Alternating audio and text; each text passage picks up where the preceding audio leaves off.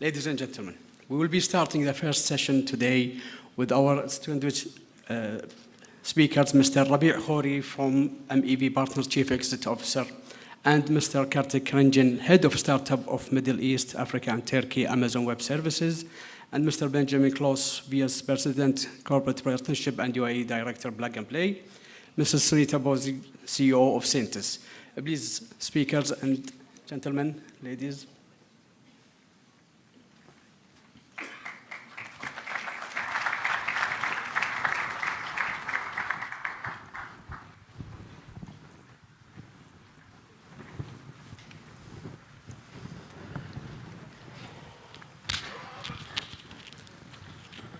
Working. Good morning, ladies and gentlemen. Hope all was well. Dear guests, this panel will be exploring and take out of the sovereign wealth funds and to unlock the region's next wealth of growth, a wave of growth. And we are relying on sovereign wealth funds to scale startups and to scientific GDP contribution. Are we depending on venture capital? Are we building a digital infrastructure and enabling new industries? So I will be starting with Mr. Rabih. Mr. Rabih, good morning. Good morning. Yeah, it's a pleasure to have you here with us. Can you hear me? Very well. Mr. Rabih, the data shows that MENA VC funding hit $3 billion in the first 9 months of 2025, up 90% year over year, with Saudi Arabia capturing 64% of total funding. But as Chief Executive Officer, you know that fundraising is only half the equation. What needs to be happening in the Gulf exit landscape to create a sustainable returns and attract the next wave of institutional capital? First, thank you for having me. Thank you for sponsoring this event. It's always a pleasure to be back in Kuwait. I was born in Kuwait, so Kuwait always has a very special place in my heart. Not working?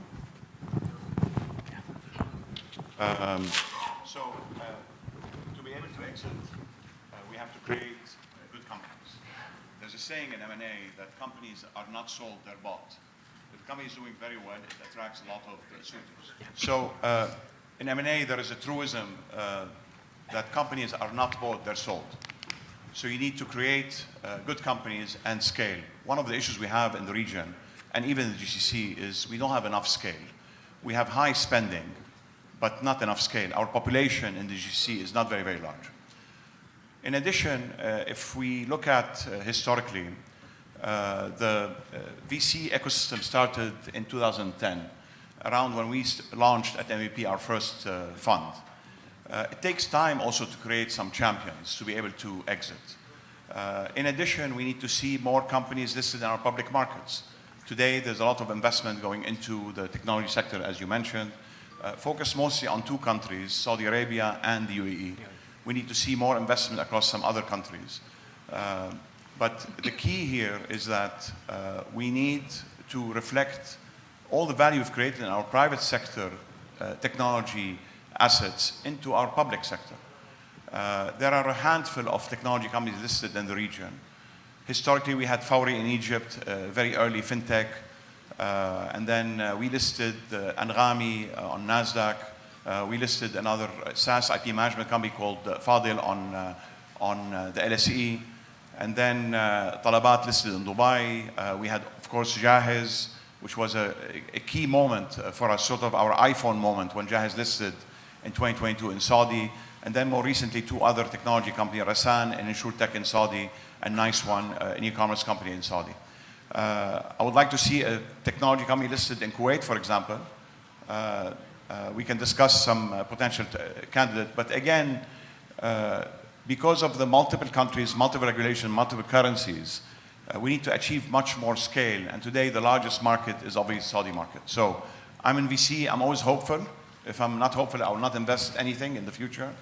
I think by looking at the attendees here, we're really on the, an amazing track. The announcement by Uridu, with NVIDIA is very, very important. We'll talk about this later in my talk. The future is very bright. We need to create jobs of the future. This is also something important. And we're moving in the right direction. Sometimes it's slow, but we're always very hopeful. Thank you, Mr. Rabih. Thank you very much. Sunita, I will go to you. regarding the AI and what Ooredoo have announced previously now with Mr. Jahez al-Baker. Syntys has recently delivered an AI-optimized data centers for Ooredoo and Qatar. As someone building the digital backbone of the region, what is the infrastructure gaps that you need to address before the Gulf can try to compete globally as a tech hub? Please. Yes, so in the second quarter of this year, we have delivered for Ooredoo the advanced AI sovereign infrastructure. And it was a big milestone, not only for us, not only for Ooredoo, but also for the wider region. I do believe it's proving that we are not only using digital infrastructure, but also that we are now capable of designing, building, and operating in international standards. I have moved to the Middle East 1.5 years ago, and of course there are still gaps that we will need to close. The first one I do believe in this region is regional connectivity. Ooredoo announced the FIC project, which is the fiber in Gulf projects, whereby we will have more stronger connectivity. The GCC connectivity is evolving, but it's still work in progress. So that project will be operational by 2027. So that means we will have stronger cross-border connectivity as well as to the different continents from this region. So that's one thing. The second thing is power and sustainability. I do believe that we need reliable, scalable, and clean power. So if you look at globally, I have worked in different continents before, and sustainability is key today when you target multinationals, hyperscalers, AI. So we need to ensure that we close the gap when we provide our energy with green initiatives. And the good thing is many of the countries here in the GCC, they have green initiatives on their agenda. So it's only a matter of prioritizing and executing. The third thing that I personally, as the CEO of Syntys, building large data centers for hyperscaler, as one of my main challenges is talent and skills. So the business globally and also now in this region is accelerating so fast in digital infrastructure that the pace to develop human talent is not fast enough. So that's something that we really need to work on.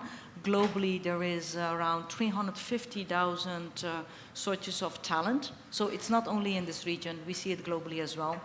And the fourth and the final one is policy and regulation. I do believe it's really important that we have clear policies around data sovereignty, data protection, AI ethics.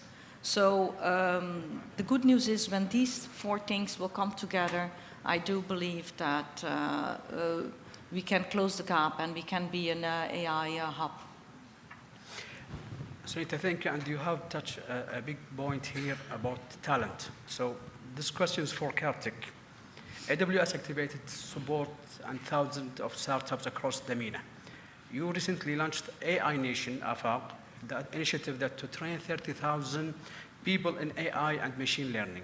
What are the most common barriers you see preventing Gulf startups from scaling beyond their home markets? Thanks. And first of all, I want to say thank you for having us. Like Rabih, I also spent 16, 17 years of my life in Kuwait. So it's fantastic to be back. And I want to talk about the challenges, but I also want to recognize that the VC asset class is a very young one in this region. And it really only started 15 years ago. And as Rabih said, it takes time for these returns to generate.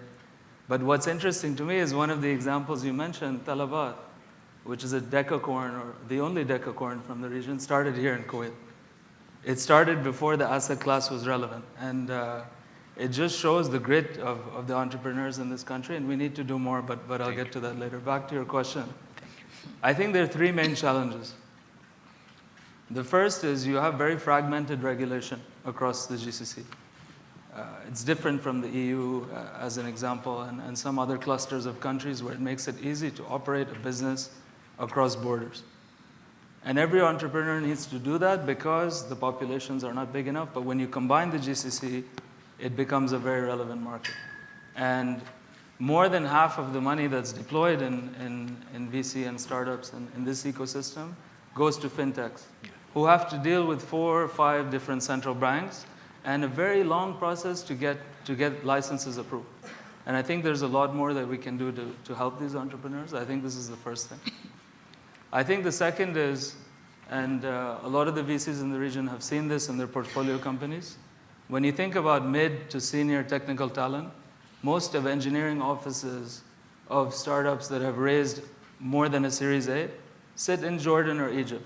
It's rare to see large tech offices in country, in the GCC, because there needs to be a larger pool of developer talent. And that's one of the reasons that we launched AFAC and are doing things across the Gulf. I think the third is that we have one of the most relevant pools of capital in the Gulf when it comes to VC-backed companies or private equity, but most of it is being invested outside. And I think that's changing. You know, the numbers are looking better. It is concentrated in 2 or 3 countries, but we're seeing an improvement because we're starting to see more and more exits. And I think there's confidence that the same or even better returns can be generated within the region versus going to deploy to US-based.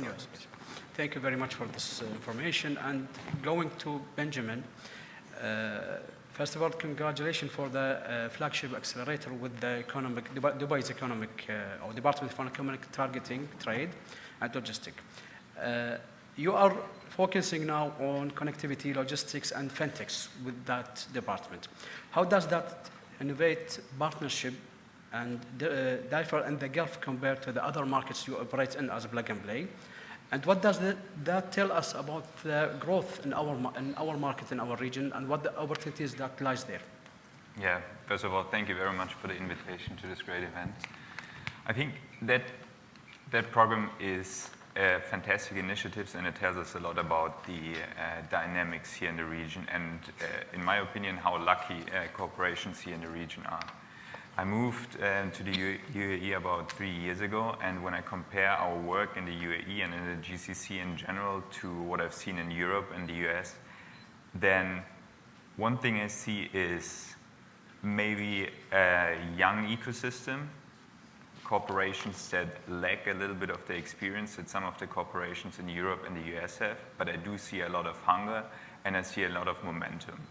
And when I speak with corporations, when I speak with my colleagues in Europe and the US, I always hear about how difficult the situation is, how Europe is stagnating economically, the US is dealing with a lot of uncertainty, talent retention is difficult, H-1B visas are difficult, so it's kind of like you're running against the wind, and here I see the complete opposite. So this program with Dubai Chambers and DET shows how much support local corporations and startups get from the government, and these government initiatives help to de-risk working with startups and help to de-risk innovation, which is important especially for a young ecosystem. And I think you mentioned it just takes time. This is a young ecosystem, and all of the gaps I see here are things that are easily to overcome with just experience, basically. So in general, especially compared to the US and Europe, but also to Asia and North Africa, is a lot more opportunity and an ecosystem that is moving in the right direction, while other ecosystems are kind of like moving in the wrong direction.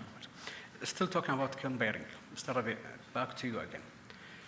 From an investor eye, what is the Gulf unique value proposition and where does it fall short?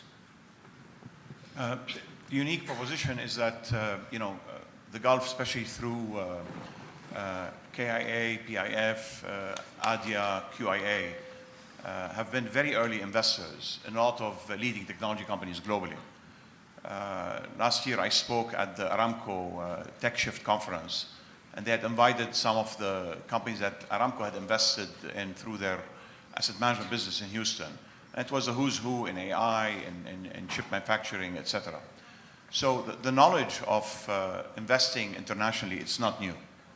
Actually, it's on par with any other sovereign. But the sovereigns were never designed to invest in our region, and we need them today to invest in our region. Most of the Gulf capital, correctly so, is invested outside. It's a large sum, and it can create bubbles if it's invested locally. But we need to repatriate some of this money.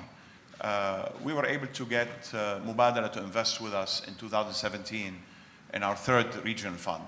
It was the first time Mubadala did something of that sort, and they helped us, anchor the fund.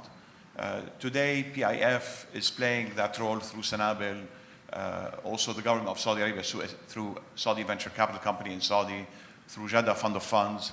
But we need to see more of this happening. And we need to use the strength of the Gulf sovereign wealth funds with these international companies to move some of their offices into the region, because we need to work on our local talent.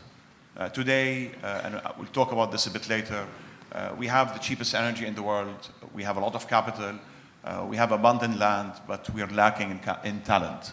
And we need to use our investments with all these global technology companies to have them do more in our region, especially on talent trading. So, if we'll go back to Sunita on what Rabih have ended with his word. Kuwait Vision to 2035 aims to transform the country into a regional financial and trade hub. From an infrastructure perspective, what are the critical technology investments Kuwait and its neighbors have to prioritize in the next 3 to 5 years to enable this transformation? Okay. I think the Kuwait 2035 initiative is a strong one. Also that the Kuwait government committed 10 billion investment in digital infrastructure. So I think that that's the right step to make.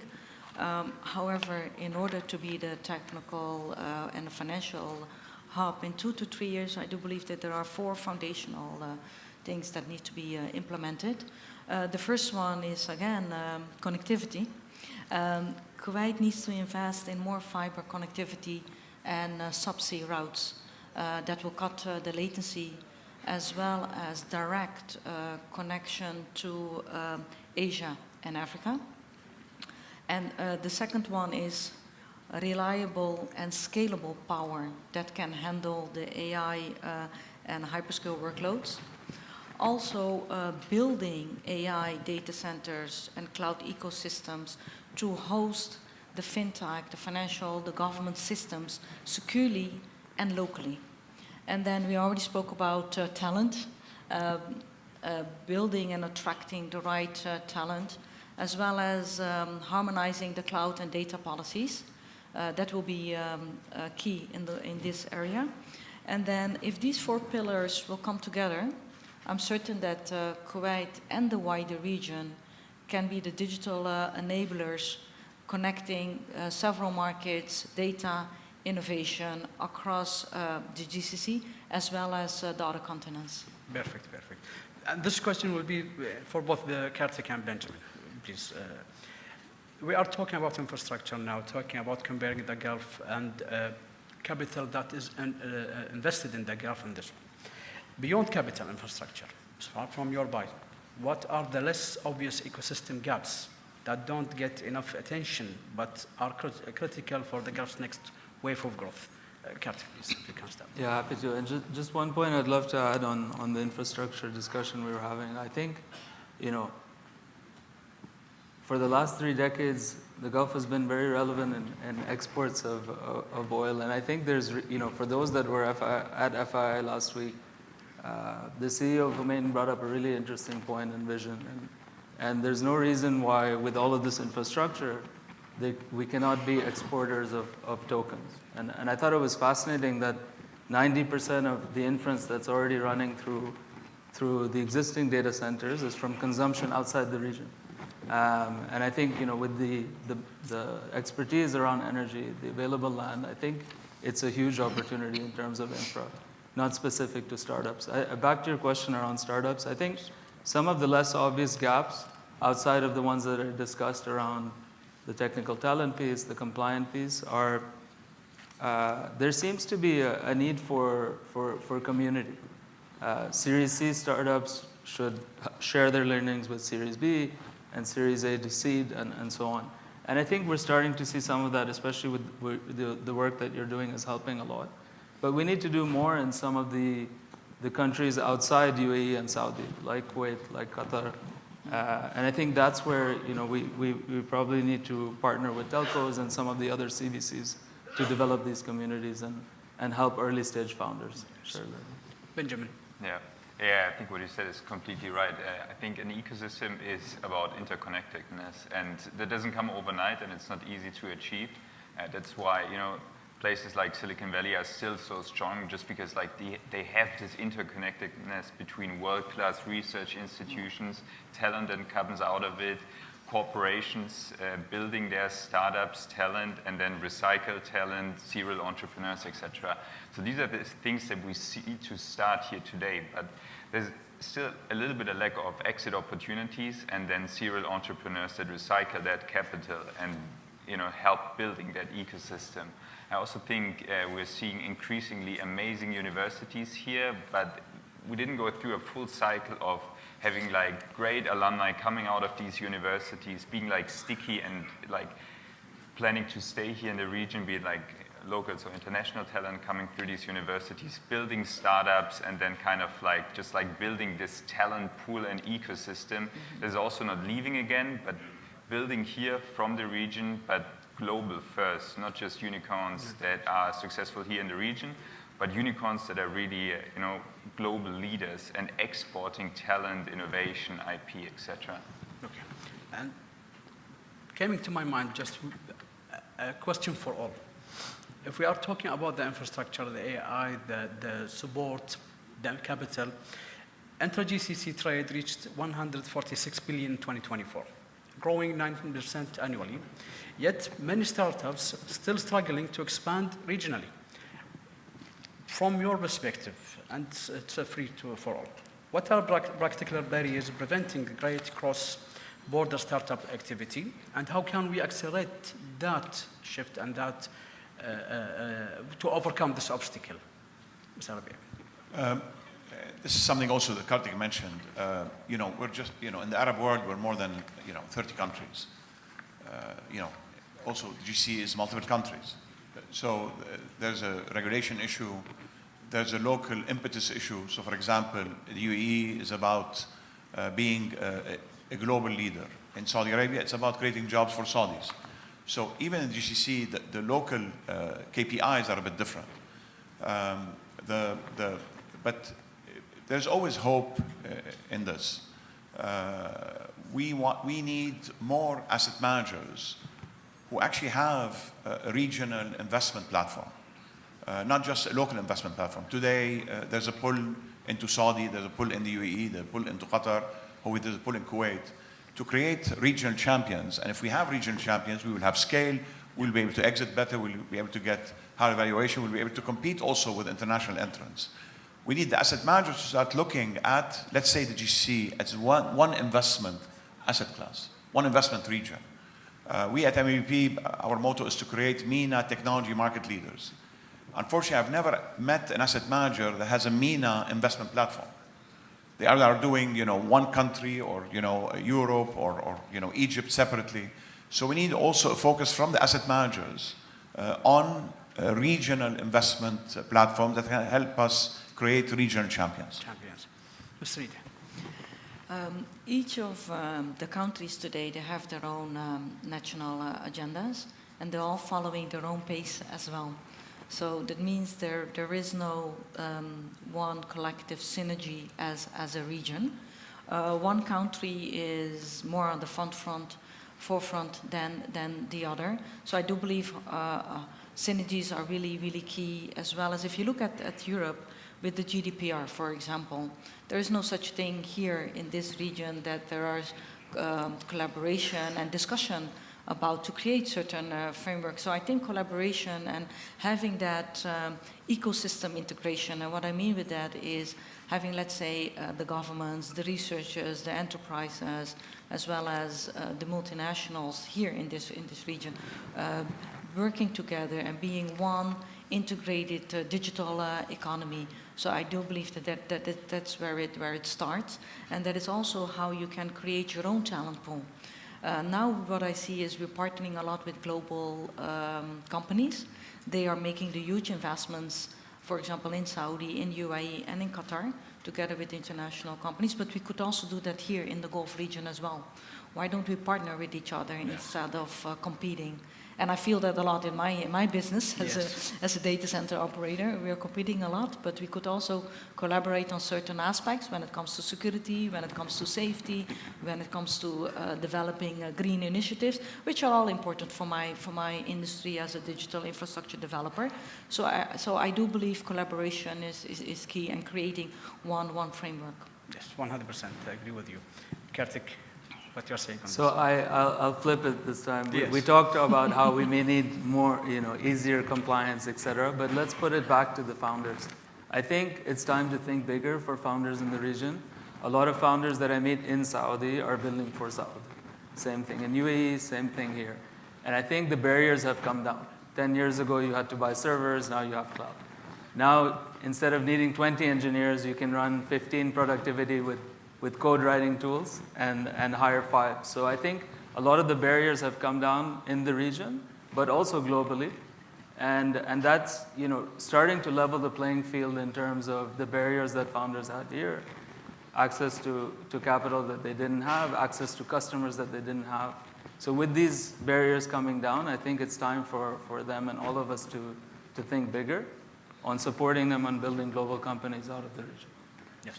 Benjamin, as an accelerator and, let's say, an entrepreneur builder, founder builder, what are you saying about this one for the barriers? Yeah.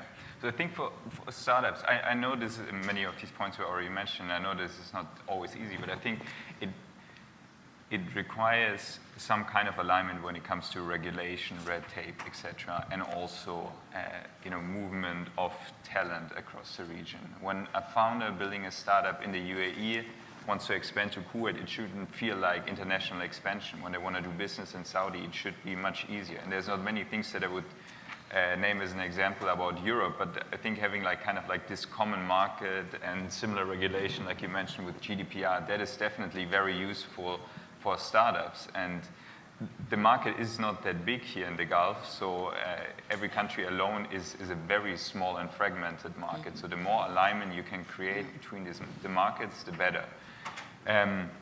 How can accelerator programs help? I think in general it helps to build an ecosystem that ranges across different countries. I think it helps to give startups, local and international startups, some guidance, some kind of playbook of how to navigate these regulatory hurdles and that framework.